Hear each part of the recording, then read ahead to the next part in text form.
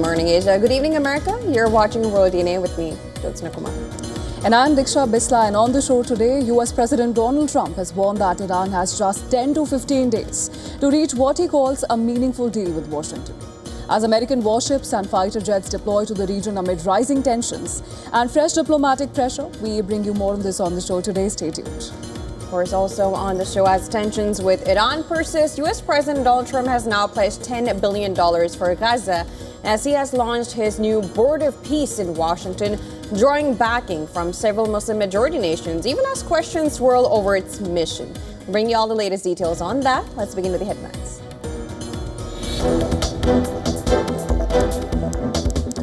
Iranian state broadcaster IRIB says that Iranian fighter jets crashed during a late-night training exercise in western Ramadan province. One of two pilots on board have been killed.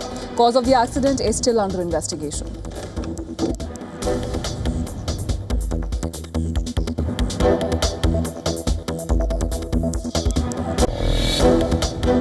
I would think that would be enough time, 10, 15 days, pretty much maximum. U.S. President Donald Trump says Iran must make a deal with Washington in maximum 15 days or else really bad things will happen as he deploys warships, fighter jets, and other military hardware in the region.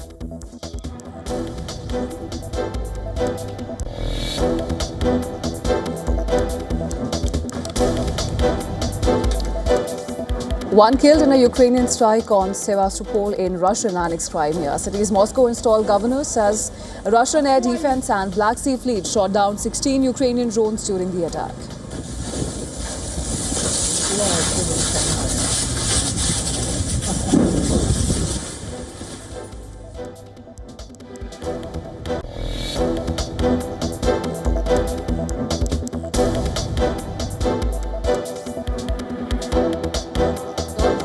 Arrest of former British Prince Andrew over Jeffrey Epstein scandal very sad, while British police says Andrew has been released under investigation after being held on suspicion of misconduct.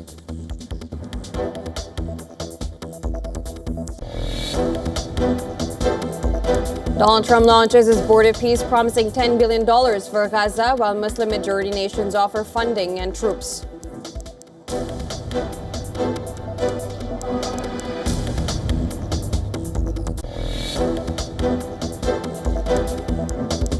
Venezuela's National Assembly approves an amnesty law to free hundreds of political prisoners after decades of Chavismo rule. The law now awaits interim President Delcy Rodriguez's approval.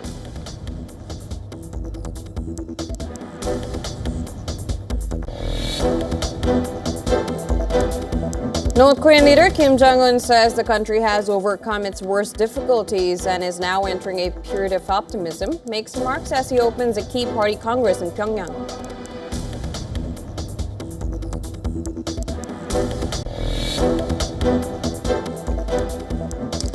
FIFA to lead $75 million fund to rebuild soccer facilities in Gaza damaged during Israel-Hamas war. President Donald Trump announces at first meeting of his Board of Peace, which is focused on Gaza's reconstruction.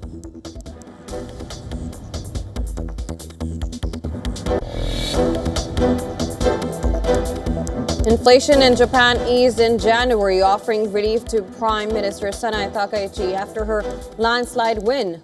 Core prices rose 2% while fuel costs fell sharply. A new Yomiuri newspaper poll shows her cabinet support climbing to 73%.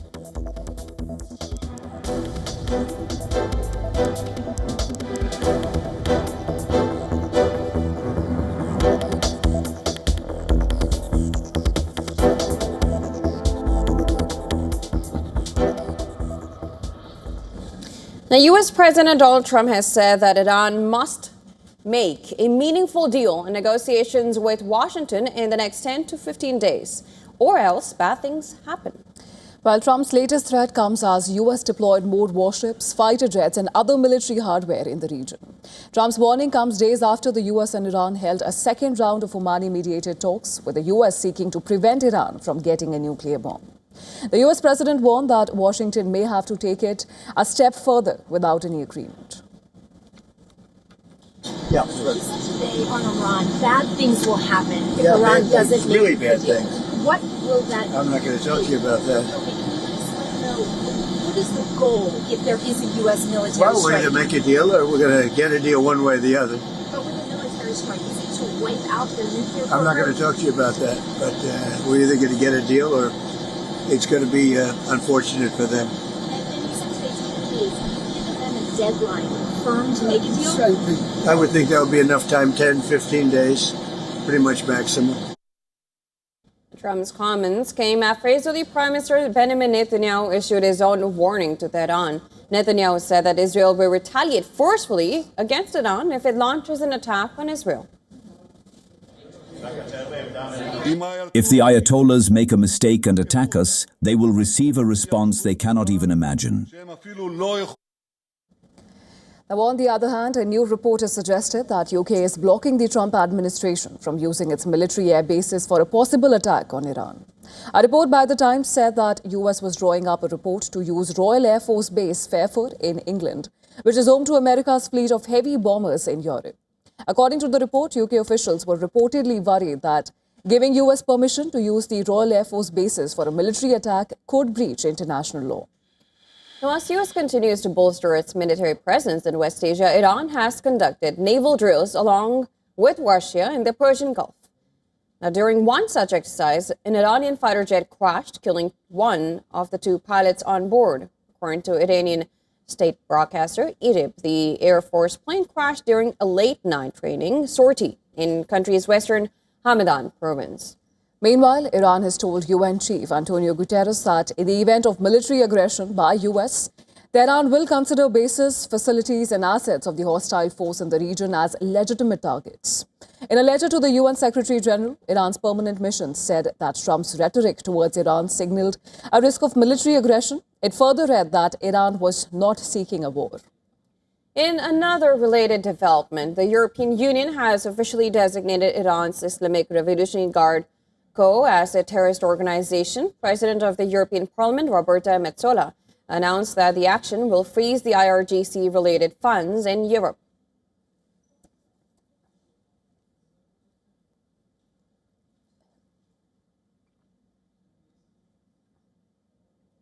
And King Charles's younger brother, former Prince Andrew, has been released from police custody after being arrested on suspicion of misconduct in public office. Now, the arrest relates to allegations that he sent confidential government documents to the late convicted sex offender Jeffrey Epstein. Now, reacting to the development, U.S. President Donald Trump called it a shame. I think it's a shame. I think it's very sad. I think it's so bad for the royal family.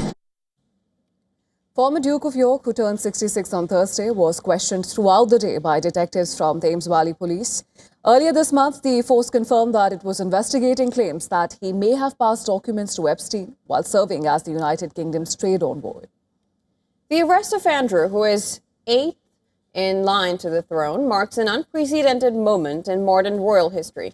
Buckingham Palace was not informed in advance. However, King Charles III said authorities have the family's full and wholehearted support and cooperation.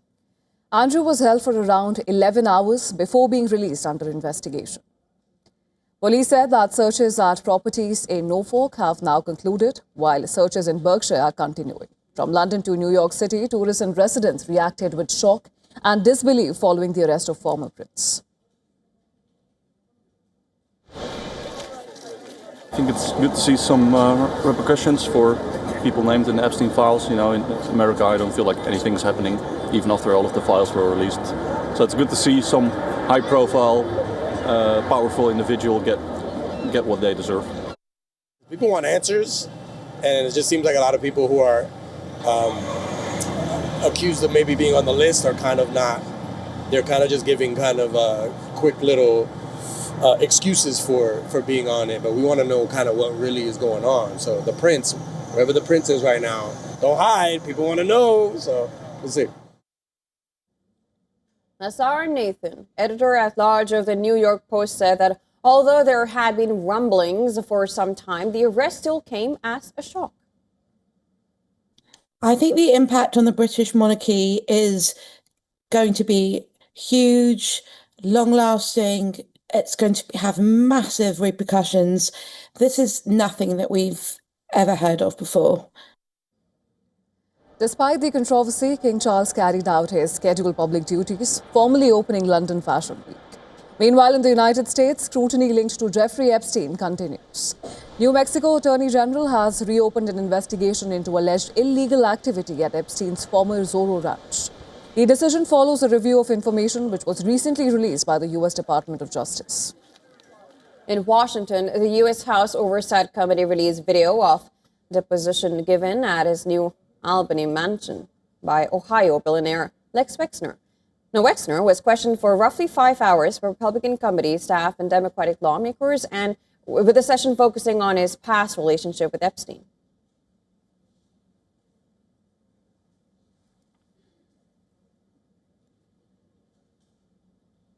Now, a day after wrapping up the second round of U.S. brokered talks in Geneva, Russia rained fire on Ukraine once again.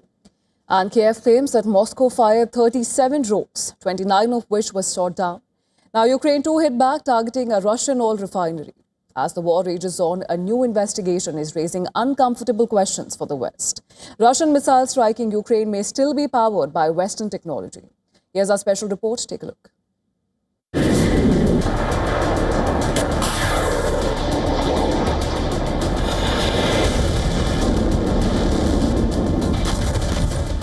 Missiles rain down.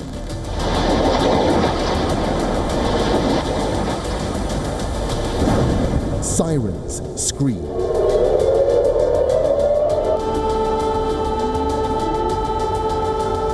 There is death and destruction.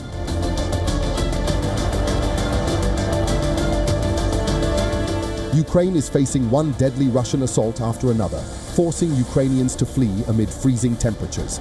The Ukrainian soldiers are running low on ammunition. The supplies from its Western allies are drying up fast, but the Russian military is only intensifying its assault. Drones and missiles are raining down daily.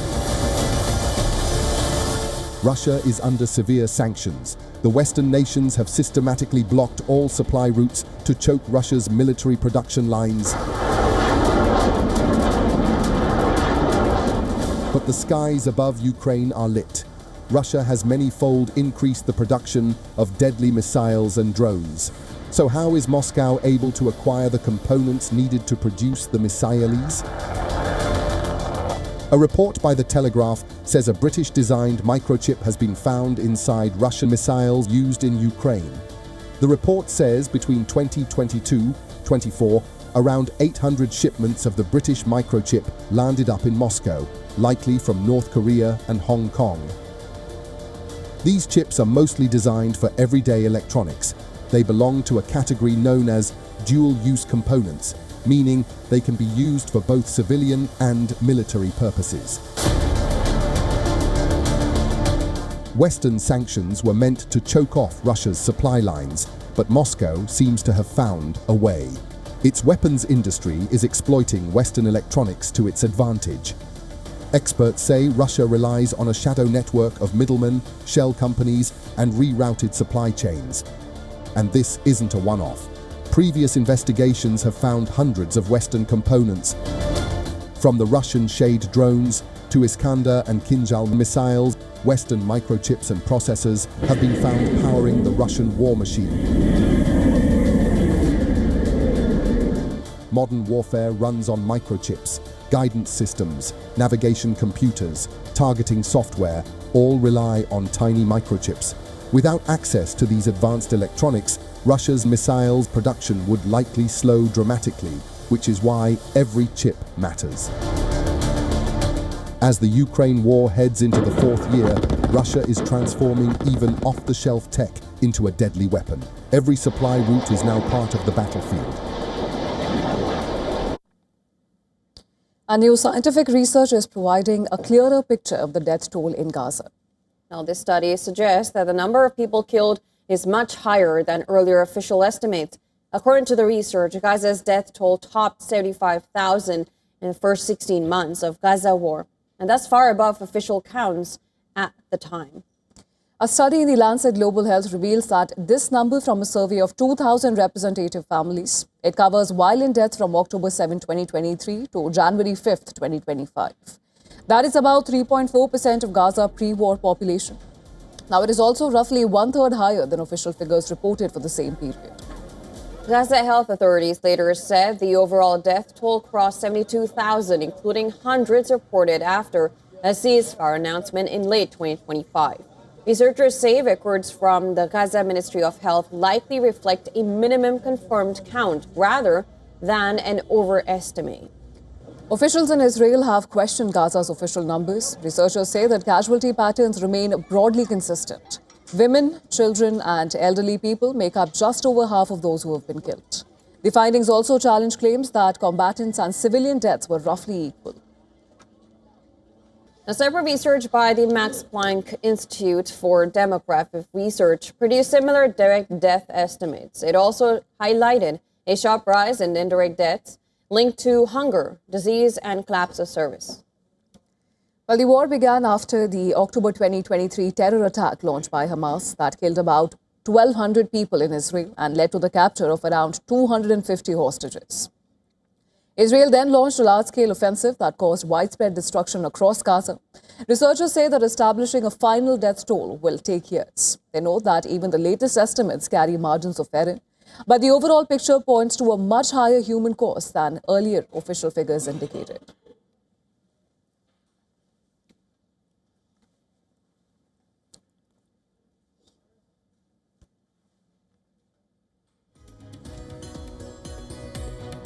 Time for a very short break. Coming up, Peru's Congress has elected a new president after yet another leadership change, naming a left-wing lawmaker as interim head of state as the country heads towards general elections in April amid ongoing political instability. We'll get you all the details on the other side. Keep watching WION The World.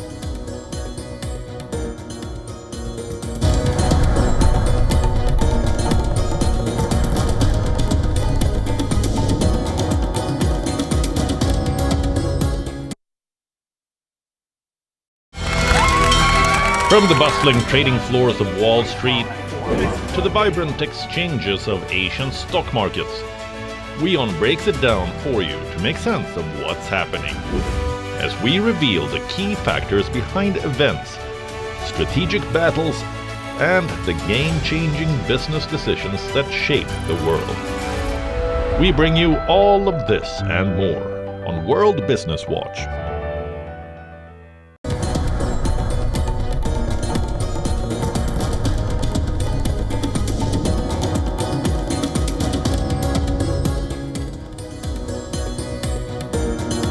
We'll begin in Peru, where Jose Maria Balcazar has been elected as Peru's new interim president.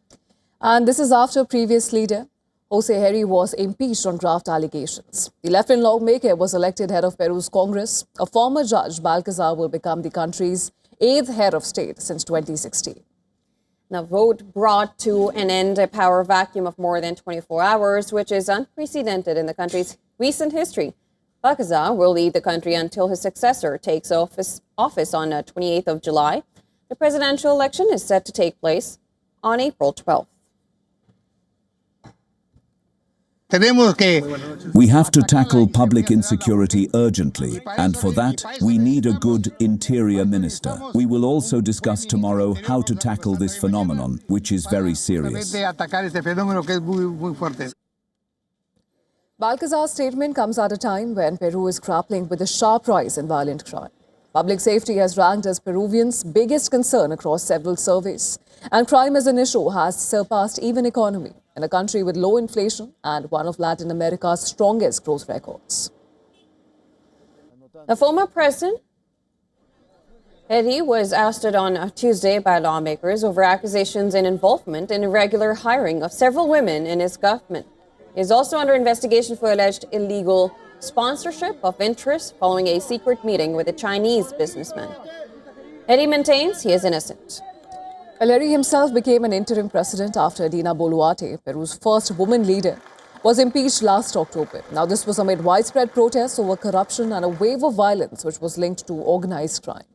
Peruvian citizens have previously said that they live in uncertainty and that presidents don't last because of corruption. In the past 10 years, 4 presidents have been impeached. 2 stepped down to avoid the same fate, and only one managed to complete his intended term. A political analyst had earlier said there is no guarantee that whoever replaces Hedi will be able to make it to July 2026.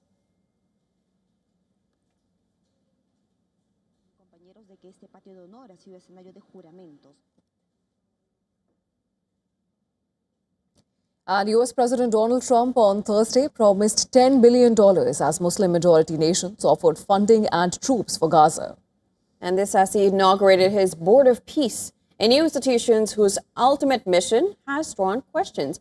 As part of his 20-point peace plan for Gaza, U.S. President Donald Trump extended invitations to several countries to join the Board of Peace. Even as the long-awaited meeting took place in Washington, D.C., certain key U.S. allies have rejected Trump's invitation to join the board. Norway plans to host a meeting of the ad hoc Committee for Palestinian Aid, but it is not joining Trump's Board of Peace, its foreign ministry said in a statement. UK, France, Norway and Sweden have declined to join the body, with some citing concerns over its charter, which made no direct mention of Gaza and its potential to undermine the UN's role in peacekeeping efforts. As for a Board of Peace meeting took place in the U.S. Capitol, numerous world leaders remained in attendance, including Hungarian Prime Minister Viktor Orban and Argentinian President Javier Milei, both allies of Trump. The Board of Peace Plan is an initiative Trump first proposed last September to address conflicts initially focused on Israel's war in Gaza. The board's charter stipulates that member states can secure permanent membership by contributing $1 billion US. Otherwise, they are limited to 3-year terms. Well, Trump told the first meeting of his Board of Peace on Thursday, that nations had contributed $7 billion to a Gaza reconstruction fund that aims to rebuild the enclave once Hamas disarms. The war in Gaza is over. It's over. There are little flames. Hamas has been, I think they're going to give up their weapons, which is what they promised. If they don't, it'll be, they'll be harshly met, very harshly met. They don't want that. At least 27 countries have joined the Board of Peace, whereas many joined it as an observer.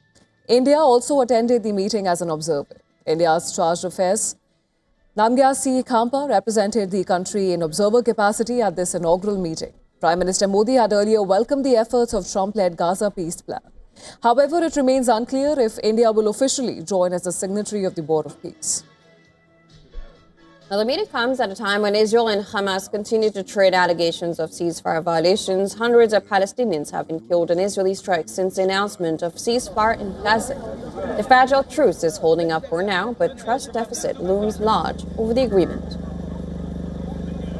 And for more on this, our correspondent Susan Tehrani has sent us this report from New York. Take a look. President Trump hosted his first meeting of his new Board of Peace, bringing together representatives from more than 40 countries to discuss post-war Gaza stabilization as well as reconstruction. The headline announcement was that the United States pledged $10 billion, the largest single contribution. Other countries collectively pledged $5 to $7 billion, though that still falls far short from the estimated long-term rebuilding needs and efforts. The group is also exploring the creation of an international stabilization force to help maintain security during this fragile ceasefire. But major questions remain, including how this new body will coexist with the United Nations. Some U.S. allies participated only as observers, reflecting the ongoing skepticism, even as the administration frames this meeting as a diplomatic breakthrough. Of course, the event took place in the backdrop of a possible military confrontation between the United States and Iran, with the Middle East region on the edge. Susan Tehrani reporting from New York for WION World is One. We're moving on. Bangladesh's new sports minister, Aminul Haq, has said he is keen on mending fences with the BCCI and India. The statement comes after Bangladesh's refusal to travel to India for the ongoing T20 World Cup. Aminul Haq is a former Bangladesh footballer who played as goalkeeper for the national team. After taking oath as a member of the cabinet, Aminul Haq has said that mending ties with India was one of his priorities. He said, and I'm quoting here, "After taking the oath, I met with the Deputy High Commissioner of India at the Parliament building. I discussed the T20 World Cup with him. It was a cordial conversation. I told him that we want to resolve this issue quickly through discussions because we want to maintain friendly relations with all our neighboring countries. Bangladesh was replaced by Scotland in the ongoing T20 World Cup. This happened after the previous interim government said the team would not travel to India due to security concerns. The ICC did not see any grounds to agree to Bangladesh's request to shift their matches to Sri Lanka. Now, the trail of events started with the Indian government, which directed Kolkata Knight Riders to remove Mustafizur Rahman, the only Bangladeshi player in IPL 2026. However, tensions between the ICC and the Bangladesh Cricket Board did not escalate further. The ICC, in fact, announced earlier this month that it would not be penalizing Bangladesh for not agreeing to play their T20 World Cup matches in India. The BCB was also given the rights to host an out-of-turn ICC event prior to the 2031 Men's ODI World Cup, for which they are co-hosts with India.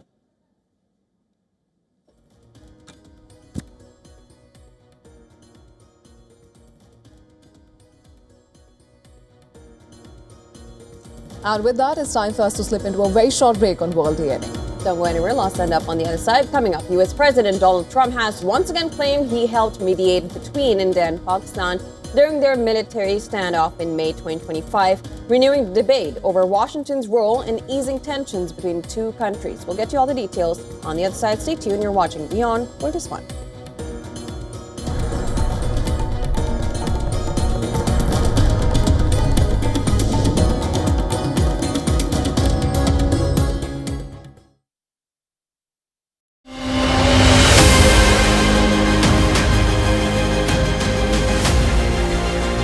And welcome to a brand new edition of South India, a daily dynamic show that will capture the pulse of southern states. By blending the special stories, the breaking alerts, and the culture developments as well.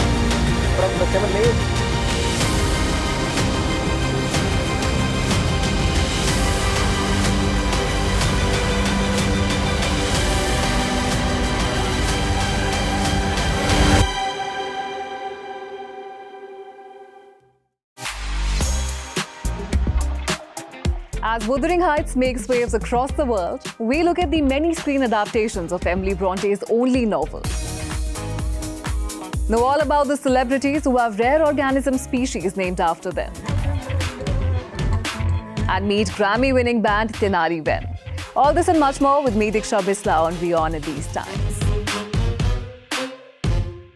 WION, India's global voice, the channel that brings you the biggest stories from across the world through India's lens. Now available in more than 190 countries worldwide, because we believe that the world is one. Watch us in Africa, Europe, USA and Canada, South America, Asia Pacific, Middle East and North African regions. Also available on these digital platforms across the world. WION, World is One. WION, India's global voice, the channel that brings you the biggest stories from across the world through India's lens. Now available in more than 190 countries worldwide, because we believe that the world is one.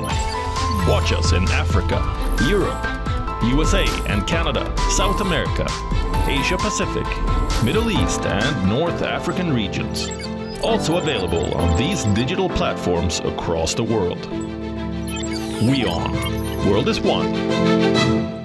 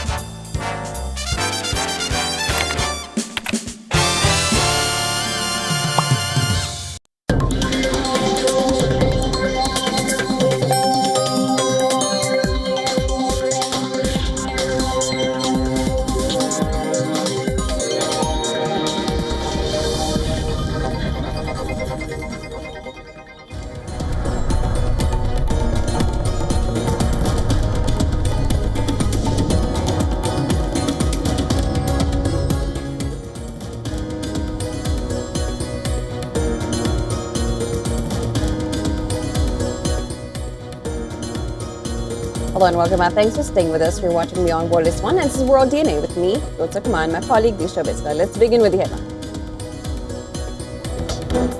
Real or not, I can tell you he gave classified information. He's not supposed to be doing that. He made a big mistake. I guess toward the end of it, there was some kind of a picture that people don't. Donald Trump orders federal agencies to start releasing government files on UFOs and aliens. Accuses former President Barack Obama of disclosing classified information about extraterrestrial life.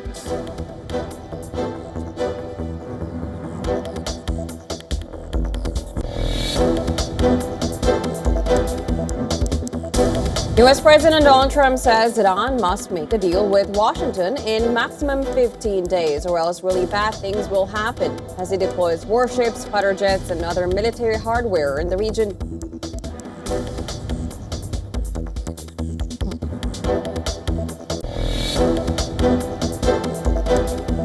Benjamin Netanyahu warns that Israel will retaliate forcefully against Iran if it launches an attack. Addressing a military ceremony, he says that if the Ayatollah makes a mistake, they will receive a response they cannot imagine.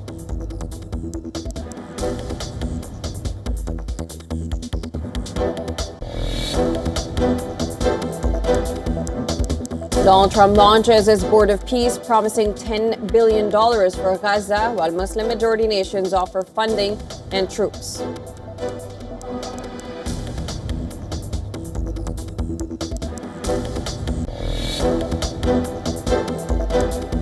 One killed in a Ukrainian strike on Sevastopol in Russian-annexed Crimea. City's Moscow-installed governor says Russian air defenses and Black Sea Fleet shot down 16 Ukrainian drones during the attack.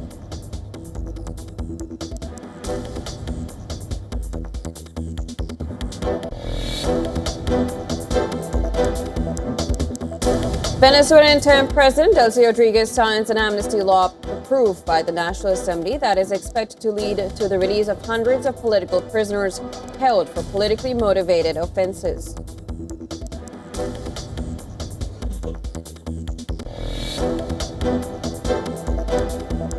North Korean leader Kim Jong-un says the country has overcome its worst difficulties and is now entering a period of optimism. Makes remarks as he opens a key party congress in Pyongyang.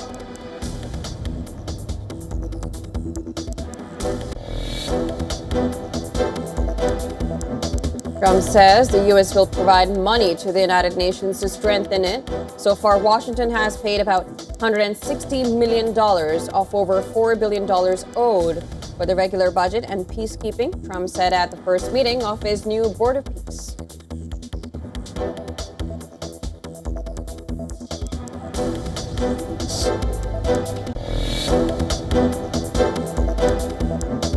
Alyssa Liu ends a two-decade rout for U.S. women's figure skating. The 20-year-old wins the gold medal in women's singles figure skating at the 2026 Winter Olympics.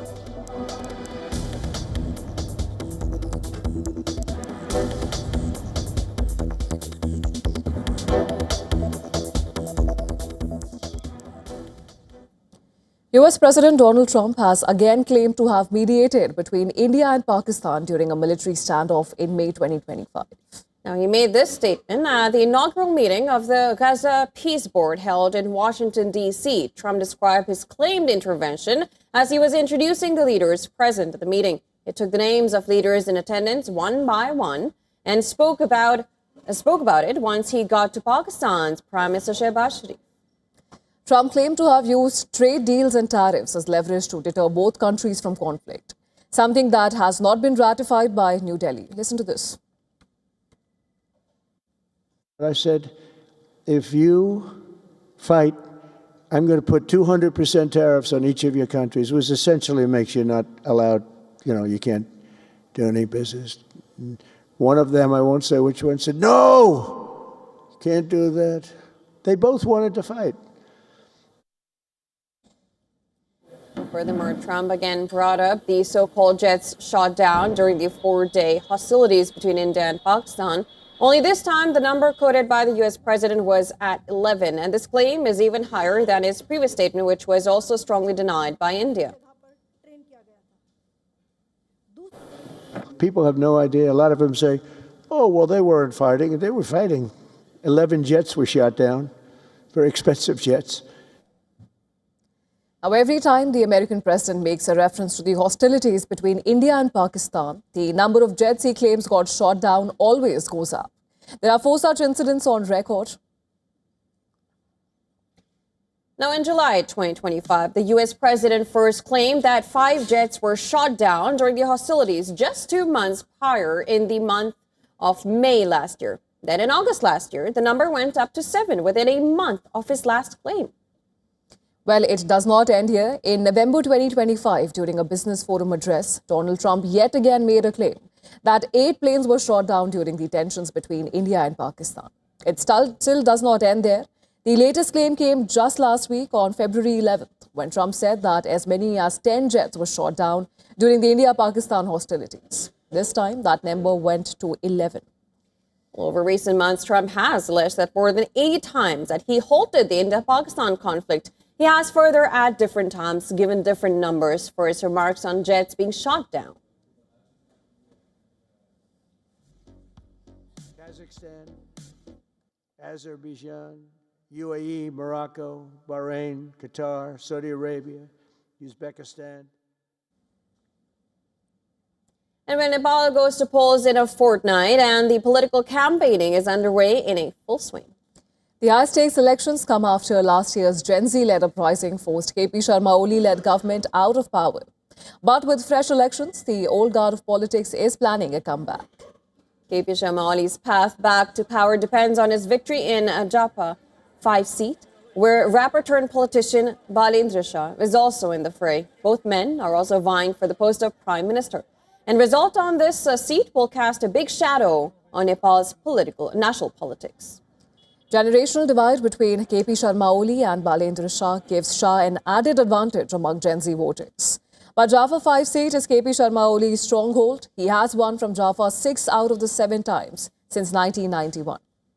Instead of contesting from his power base in Kathmandu, Balendra Shah has also chosen to challenge Oli on his home turf. He's banking on Gen Z voters who played a pivotal role in last year's uprising that forced Oli to step down.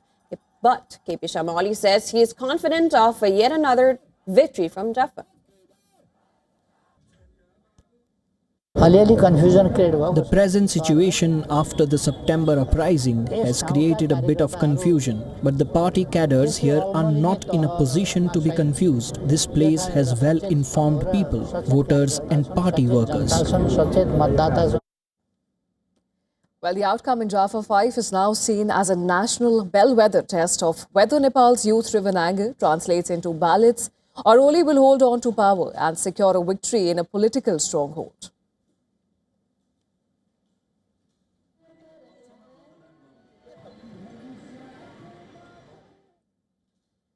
And WION Siddhant Sibbal spoke to Finland's Prime Minister Petteri Orpo and Portugal's top minister Gonçalo Matias, who are now in New Delhi for the AI Impact Summit.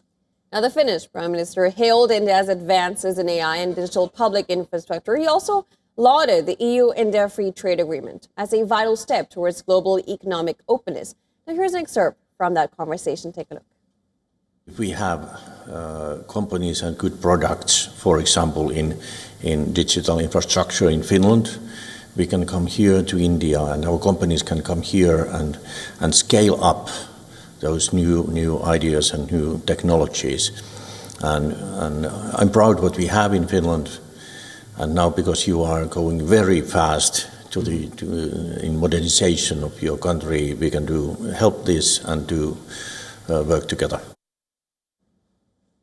on this new trade deal. And I want to tell you greetings from European Council meeting.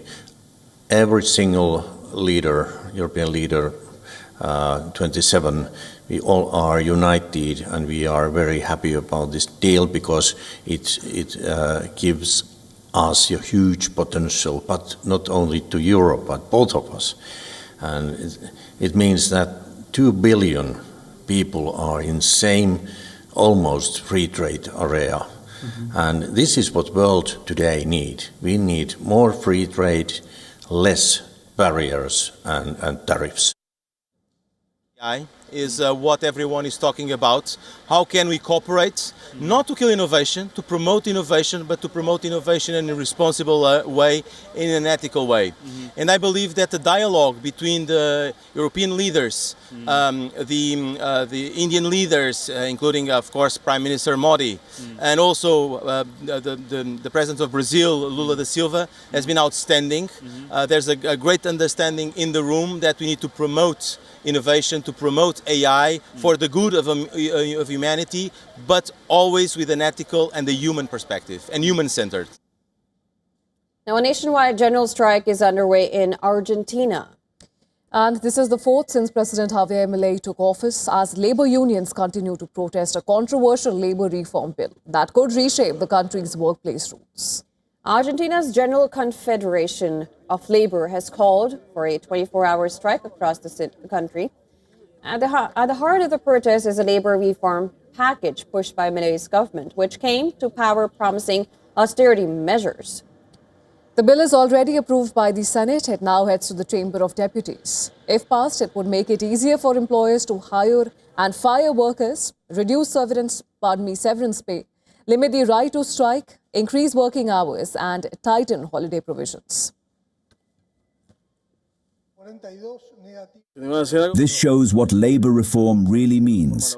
We have to fight against the labor reform because all it does is give more power to employers to make more money, to precarize workers, or leave them out on the street, as fate has done.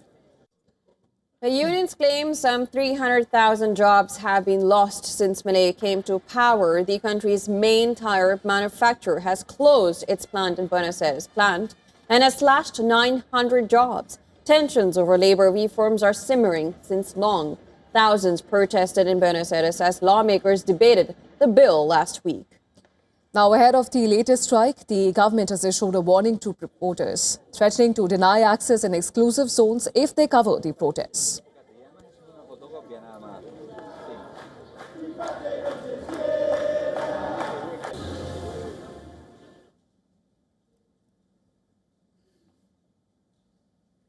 In the darkest water on Earth, something ancient is stirring.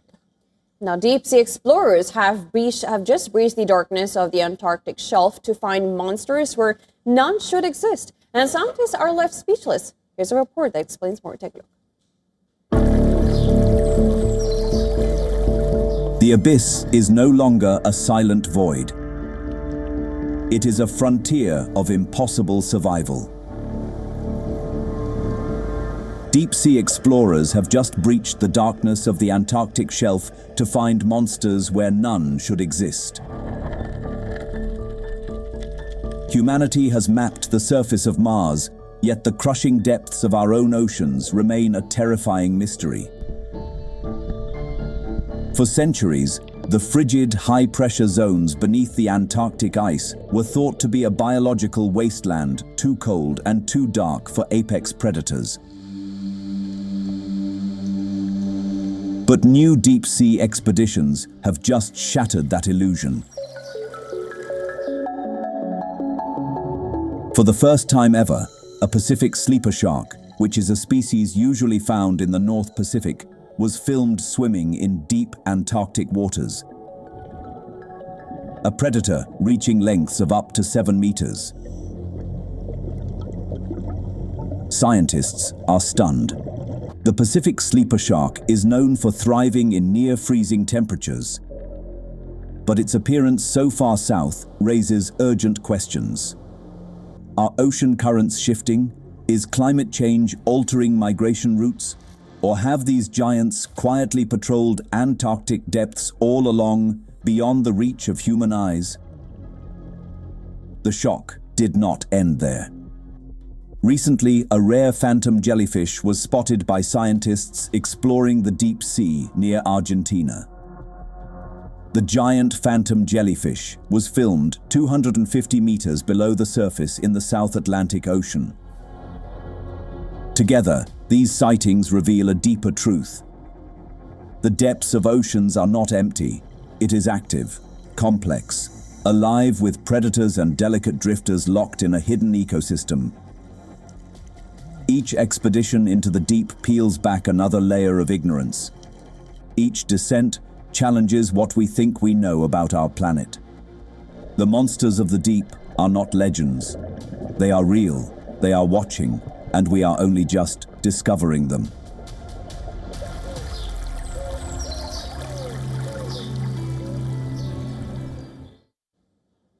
Well, millions of Muslims around the world have begun observing the holy month of Ramadan. From the early sightings of the crescent moon to the first evening meals, Ramadan is being marked with deep devotion and vibrant communal gatherings. Take a look.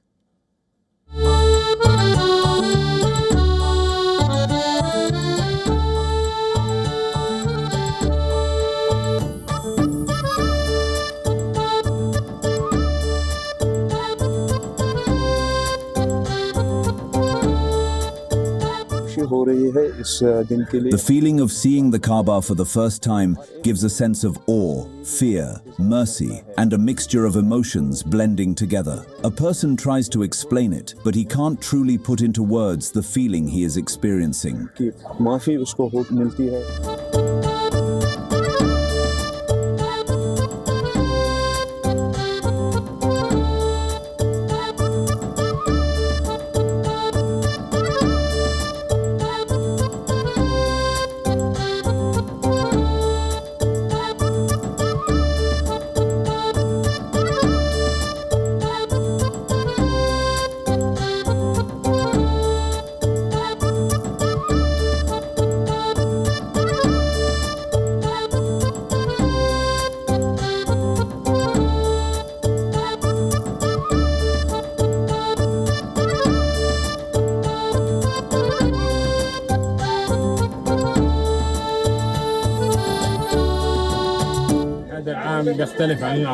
This year is different from previous years. As you can see, there is joy. The cessation of war was a main reason for this site. This site was absent from us for 3 years of hardship, siege, and the lack of any goods that bring joy to the children or to abstain from during fasting.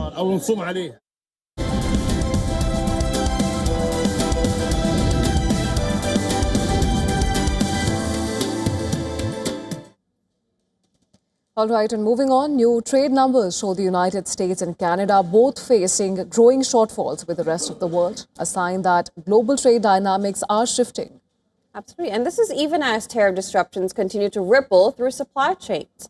Now, U.S. trade deficit widened sharply in December, with the gap between what America buys and sells abroad jumping to $70.3 billion. That is well above the prior month's $53 billion figure. And that figure also came in above economists' forecasts. That swing was driven by a 3.6% rise in imports, which hit about $357.6 billion, while exports dipped by about 1.7% to $287.3 billion, leaving the U.S. buying far more than it sells globally. Well, for all of 2025, the U.S. recorded about $901.5 billion trade shortfall, one of the largest on record, only slightly smaller than 2024, but far above levels from earlier in the decade.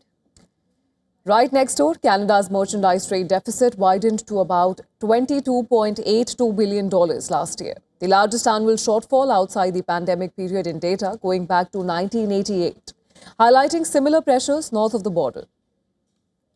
Now, Statistics Canada data shows Canada's exports edged down about 0.2% in 2025, while imports stayed firm, intensifying the imbalance.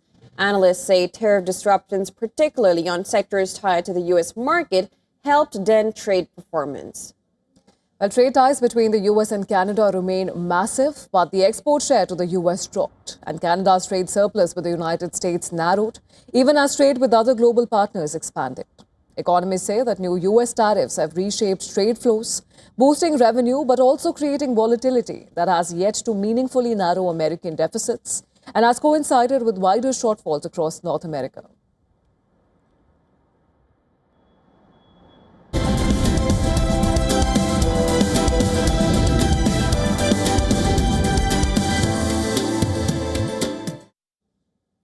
Right over to sports. Zimbabwe are heading into the Super 8s as Group B winners ahead of Australia and Sri Lanka. In their final group stage game, they thrashed co-host Sri Lanka by 6 wickets to finish the group unbeaten. Zimbabwe has already booked their spot in the Super 8s after their game against Ireland was washed out earlier this week. The match against Sri Lanka was their chance to prove to everyone that their win over 2021 champions Australia wasn't a fluke. Winning the toss, Sri Lanka opted to bat first. Padam Nisanka looked in fine touch as he backed up his turn against Australia with a solid 62 of 47 balls. When he fell in the 14th over, Sri Lanka were 111 for 3. They added 16 runs in the next 12 balls before accelerating in the final 4 overs. The 2014 champions smashed 51 runs of the last 24 balls to post 178 for 7. Now, in response, Zimbabwe needed a strong start and they got one. Openers Brian Bennett and Tadiwana Shemarumani added 69 runs in 50 balls before Marumani fell for 34 in the 9th over. Zimbabwe lost another wicket but kept the scoreboard moving and never let the required rate climb beyond the 12-run mark. The momentum shifted in the 15th over when Captain Sikandar Raza smashed Dushan Hemanta for 20 runs. Raza and Bennett continued the charge, reducing the equation to 13 from 12 balls. Sri Lanka picked up 2 more wickets, but the result was all but sealed. Bennett, who anchored the chase, hit the winning runs with 3 balls to go. Sri Lanka opened their Super 8s campaign against England in Kandy on Sunday, while Zimbabwe will face West Indies in Mumbai on Monday.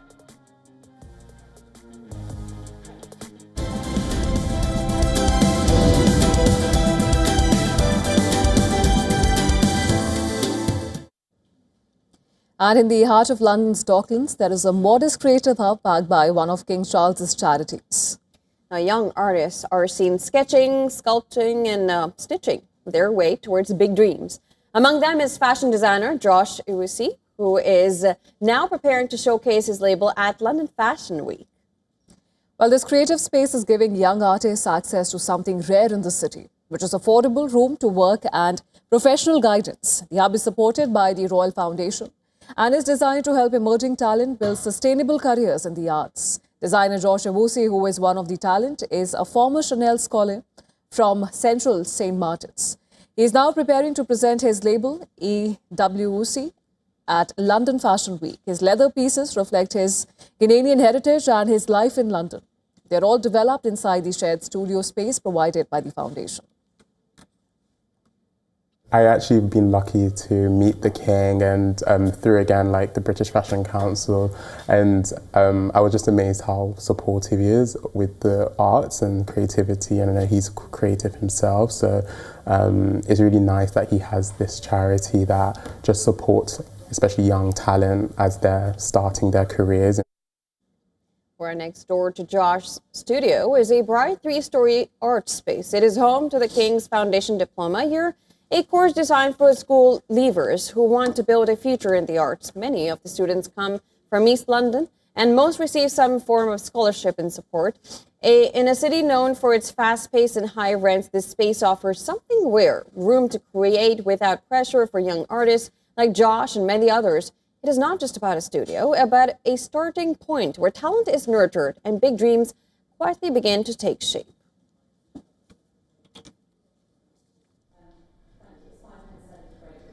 Yeah, no, that's perfect. Brilliant. Thank you.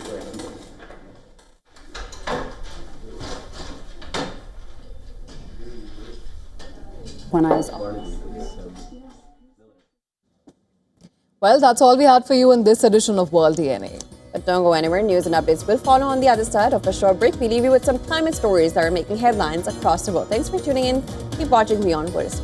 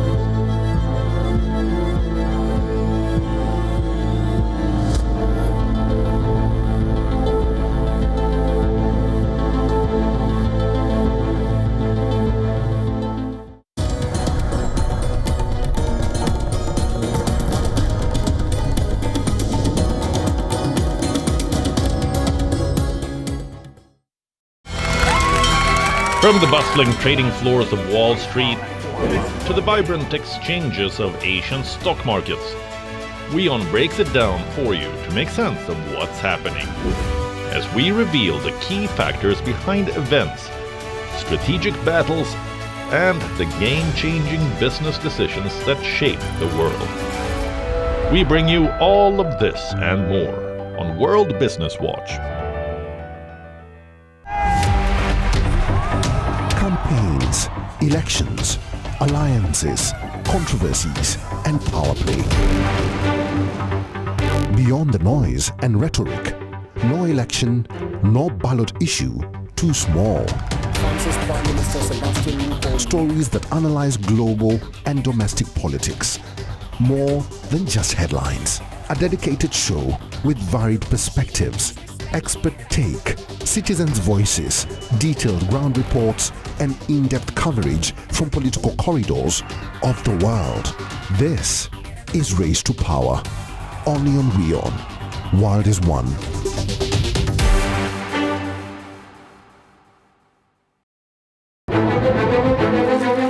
In-depth coverage of global issues broken down into facts, figures, and simple words.